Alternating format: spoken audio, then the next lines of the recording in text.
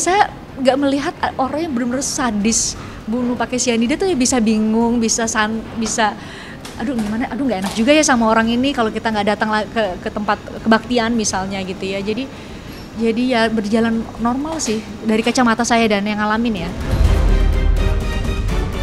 Kalau memang syaratnya harus mengaku salah, dia nggak mau, dia mending ada di dalam aja gitu kata Bang Otto ya.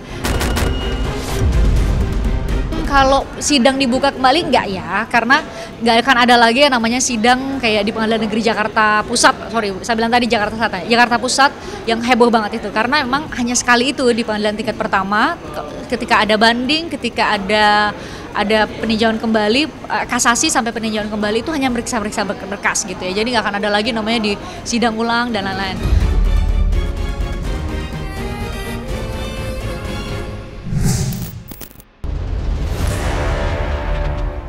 Kasus kopi sianida yang menyeret nama Jessica Kumala Wongso pada 2016 silam kini kembali viral usai film dokumenternya yang berjudul Ice Cold Murder tayang di Netflix belum lama ini. Berkat film dokumenter itu pula, banyak orang yang mulai menaruh simpati pada sosok Jessica yang kini harus menjalani hukuman 20 tahun penjara. Film dokumenter yang mengangkat perjalanan kasus kopi sianida atas terdakwa Jessica disebut-sebut berhasil mengubah pandangan banyak orang tentang hukuman yang diterima oleh Jessica. Tidak sedikit yang menyinggung tentang ketidakadilan hingga kejanggalan-kejanggalan saat proses persidangan 7 tahun silam. Viralnya kasus kopi sianida juga diikuti kembali dengan munculnya nama-nama penting. Sebut saja pengacara Jessica, Otto Hasibuan, ayah mendiang Mirna, Edi Darmawan, dan berbagai nama penting lainnya yang terlibat dalam proses persidangan. Sebab nama-nama tersebut juga muncul di film dokumenter Ice Cold yang diproduksi oleh Netflix. Namun yang tak kalah mengejutkannya, nama jurnalis senior Christian Grish juga muncul dalam film dokumenter tersebut. Sebagai seorang jurnalis, sosok Christian Grish sempat menjadi perhatian sebagai salah seorang yang menjadi saksi perjalanan panjang proses persidangan Jessica pada tahun 2016 silam. Lantas, setelah timbul polemik dan perdebatan panjang terkait film Ice Cold Murder di kalangan masyarakat, seperti apa pandangan seorang Christian Grish melihat tahun 2016 silam dengan yang terjadi saat ini? Benarkah film ini memang sudah mewakili apa yang sebenarnya terjadi pada persidangan terhadap Jessica Kumala Wongso pada saat itu? Sekarang ada TikTok dan lain-lain, jadi lebih ramai lagi dan mungkin justru ada Gen Z ya.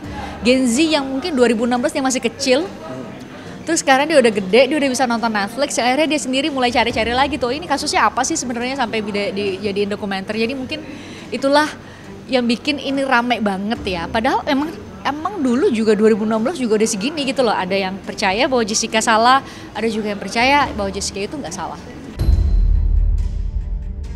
Itu perlu diukur ya, apakah nambah atau enggak, tapi setidaknya tuh di 2016 aja emang udah begitu gitu ya. Tapi 2016 itu paling banyak tuh offline itu dalam arti yang datang ke pengadilan ya, bahkan datang ke pengadilan, datang ke rutan Pondok Bambu, itu terus ada grup-grup WA pendukung Save Jessica atau banyak banget lah nama-nama grup WA-nya, grup Facebook, termasuk juga almarhumah Mirna juga ada banyak banget ya grup-grupnya. Jadi udah kayak kalau kita bayangin mungkin orang balik banyak tahu tuh adalah kayak pilpres gitu lah, pemilihan presiden yang aneh dukung si A, ada lagi yang dukung si B, mati-matian lah belain gitu ya.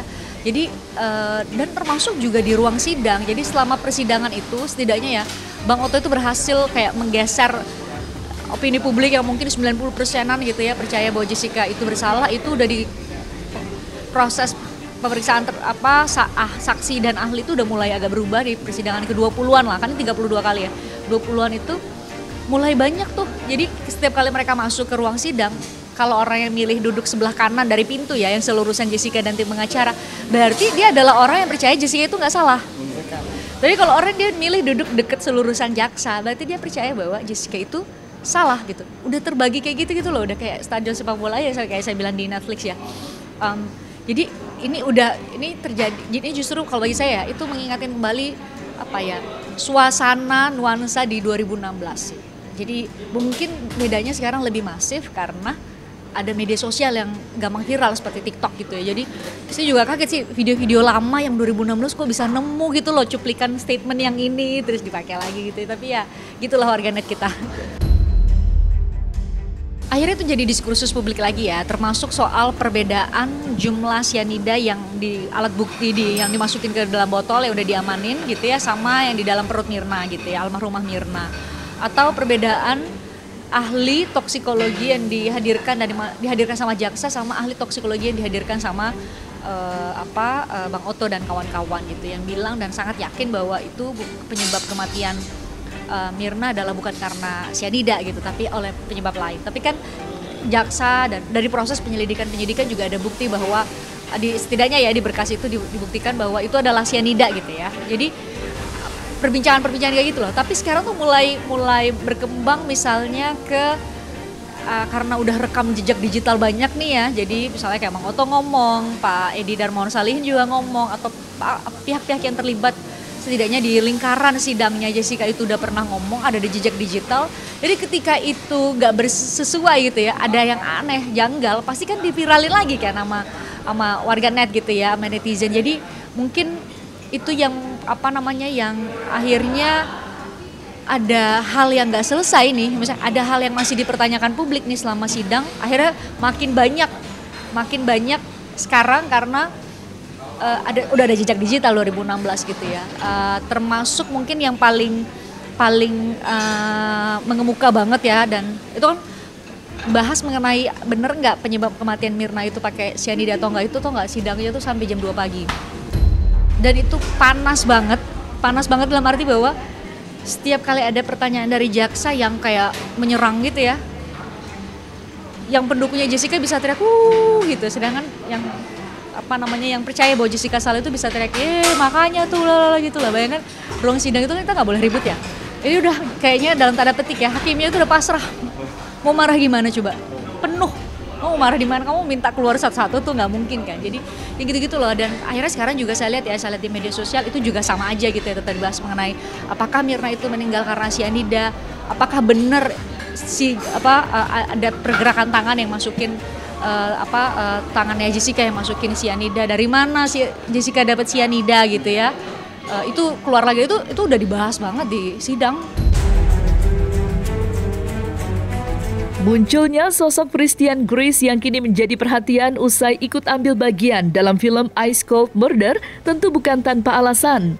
Selain sebagai seorang jurnalis TV yang mengikuti jalannya persidangan dari awal hingga akhir, Christian juga mendapat sorotan kala itu lantaran hanya dirinya yang berkesempatan menemui Jessica di lapas setelah berhasil meyakinkan pihak keluarga Jessica dan tim kuasa hukumnya. Jurnalis sekaligus presenter itu diizinkan untuk bisa berinteraksi langsung dengan Jessica di dalam lapas. Dan apa yang dilihat Christian Grace perihal sosok Jessica sangatlah mengejutkan. Bagaimana tidak, sosok Jessica selama ini dicap sebagai orang yang jahat dan kejam, yang terlihat begitu dingin saat proses persidangan. Lantas, seperti apa sosok Jessica Wongso di belakang ruang persidangan yang sebenarnya? Benarkah sikap asli Jessica jauh berbanding terbalik dengan apa yang ditampilkan di depan umum selama ini, jikalau Jessica ialah sosok yang manja dan mudah rapuh? Saya nggak melihat orang yang benar-benar sadis bunuh pakai sianida tuh ya bisa bingung, bisa aduh nggak enak juga ya sama orang ini kalau kita nggak datang ke tempat kebaktian misalnya gitu ya. Jadi ya berjalan normal sih dari kacamata saya dan yang ngalamin ya. Nah, saya berinteraksi langsung sama Jessica itu kan gak hanya di ruang sidang ya, karena prosesnya lama gitu ya untuk meyakinkan Bang Otto, meyakinkan keluarganya Jessica, meyakinkan Jessicanya sendiri bahwa boleh ya saya ikut di dalam rutan gitu ya. Dan saya nggak dalam tugas liputan waktu itu. Yang saya alami dan yang saya lihat langsung, Jessica normal ya pada umumnya sepantaran saya ngobrol, nggak ada tuh yang kayak tegangan terus kayak aneh gitu ya. Setidaknya ya dalam beberapa waktu kami berinteraksi tuh ya biasa aja loh. Jadi ya karena seumuran juga ya, saya bilang kita ya disitulah cara saya untuk meyakinkan Jessica bahwa kita seumuran loh, jadi saya juga sangat mengerti dan ini hak kamu untuk bicara. Terus misalnya kayak dia mamanya bawa makanan gitu ya, bawa makanan ke rutan waktu itu, dia paling suka kan salmon sama brokoli ya, sampai Tante Imelda Wongso itu mamanya harus nyuapin kalau dia makan gitu ya, sampai Tante Imelda Wongso bilang, lihat nih Fris, nih kalau Ini kalau makan memang harus disuapin kayak gini nih. Bagi saya yang seumuran Jas gitu ya, aduh saya aja tuh udah malu, itu kan umur 28 tahun dong kami waktu itu ya.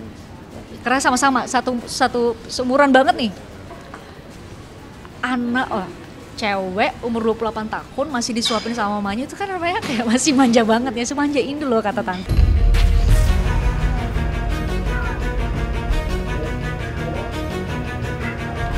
Sebagai seorang jurnalis, Christian Grace yang mengikuti panasnya jalannya persidangan Jessica pada tahun 2016 silam, kini turut memberikan pandangannya terkait beredar luasnya desakan netizen yang menginginkan kasus kopi sianida kembali dibuka. Desakan itu muncul dengan ditandainya tagar Justice for Jessica yang membanjiri akun resmi media sosial Presiden Joko Widodo. Banjirnya tagar Justice for Jessica tidak lain adanya desakan dari netizen yang meminta mengusut secara tuntas dugaan kejanggalan selama proses persidangan baru-baru ini yang diungkap dalam film Ice Cold Murder.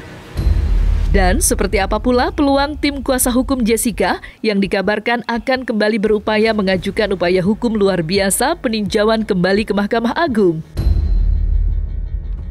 Kalau sidang dibuka kembali enggak ya, karena enggak akan ada lagi yang namanya sidang kayak di Pengadilan Negeri Jakarta Pusat, saya bilang tadi Jakarta Selatan, Jakarta Pusat yang heboh banget itu, karena memang hanya sekali itu di pengadilan tingkat pertama, ketika ada banding, ketika ada peninjauan kembali, kasasi sampai peninjauan kembali itu hanya meriksa berkas gitu ya. Jadi nggak akan ada lagi namanya di sidang ulang dan lain-lain. Nah harapannya kan di peninjauan kembali ini ya, di peninjauan kembali perlu lagi dikonfirmasi ke Bang Oto kira-kira bukti baru apa yang diajukan ke Mahkamah Agung, karena pasti beliau dan tim pengacara yang paling tahu bukti baru yang mereka harapkan bisa mengubah putusan hukum untuk Jessica gitu ya. Atau nanti ya itu berarti Hakim Agung lah yang punya itu. Nah tapi kan sekarang itu saya lihat ya warganet kayak menyerbu akun Instagram Presiden Jokowi gitu ya, dan ternyata Bang Oto juga udah menjawab ya di beberapa podcast bahwa sebenarnya dia sudah beberapa kali menawarkan kepada Jessica untuk mengajukan permohonan maaf ke negara pada Presiden, namanya gerasi gitu ya. Terus Jessica tanya apakah apa syaratnya gitu ya. Ternyata salah satu syaratnya adalah harus ngaku salah dan minta maaf pada negara gitu ya. Bang Oto kan sempat bilang itu ya, tapi ternyata Jessica-nya kalau memang syaratnya harus mengaku salah dia nggak mau, dia mending ada di dalam aja gitu kata Bang Oto ya. Dan mungkin bisa dilihat di berbagai wawancara Bang Oto beberapa waktu ini gitu. Jadi ya itu prosesnya, itu antara gerasi berarti Jessica-nya ternyata nggak mau gitu karena harus ngaku salah ya. Kalau enggak ya kita nunggu hasil peninjauan kembali yang lagi atau mau diajukan sama Bang Oto ya. Kemarin mereka sudah nyampein bahwa mereka akan melakukan peninjauan kembali. Kita juga mungkin nanti ya dari Bang Oto pingin tahu sebenarnya novum namanya, bukti baru apa sih sebenarnya yang diajukan buat diharapkan bisa meringankan hukuman Jessica. Pasti diumumin kok sama Mahkamah Agung. Dan ini untuk kasus Jessica silahkan kalau mau yang percaya bahwa dia tidak bersalah, itu percayaan masing-masing. Ada yang percaya dia salah silahkan gitu ya.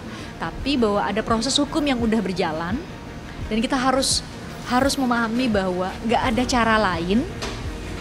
Kalau bagi Bapak Ibu ya, Om dan Tante yang percaya Jessica nggak salah, nggak ada cara lain untuk ngeluarin Jessica dari tahanan selain perlawanan hukum gitu loh. Atau bagi yang percaya Jessica salah, nggak ada cara lain untuk tetap membuat dia menjalani hukuman.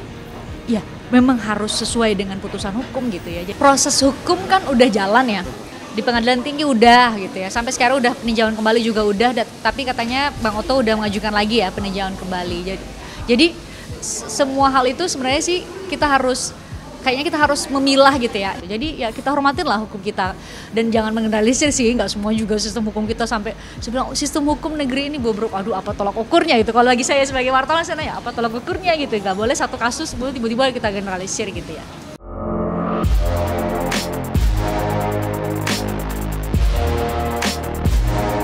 Nah, selesai sudah Cumi Lovers. Saksikan terus Cumi Camp In-Depth, kabar lengkap, mendalam, dan akurat dari narasumber terpercaya.